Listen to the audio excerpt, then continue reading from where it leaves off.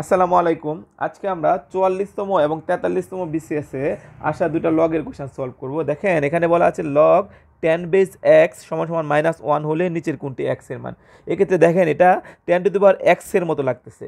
এখন এই জিনিসটাকে আমরা জাস্ট কি করব, যে 10 টু দি পাওয়ার এক্সটাকে আমরা কি করব, 10 টু দি পাওয়ার এক্স এর জায়গায় -1 নিয়ে আসবো আর এক্সটাকে এখানে নিয়ে যাব এক্স। দেখেন এটা কি আকারে আছে, ইনভার্স আকারে আছে। ইনভার্স আকারে থাকলে আমরা সেটাকে লিখি 1 বাই যেটা থাকে এটা সমান সমান এক্স।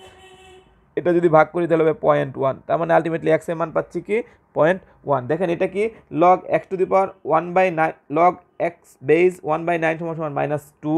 বা আমরা কি করব, দেখেন বেসটাকে রেখে দিব, জাস্ট বেসটাকে রেখে দিয়ে এটাকে ইন্টারচেঞ্জ করে ফেলবো, -2 এখানে চলে আসবে আর এখানে 1/9।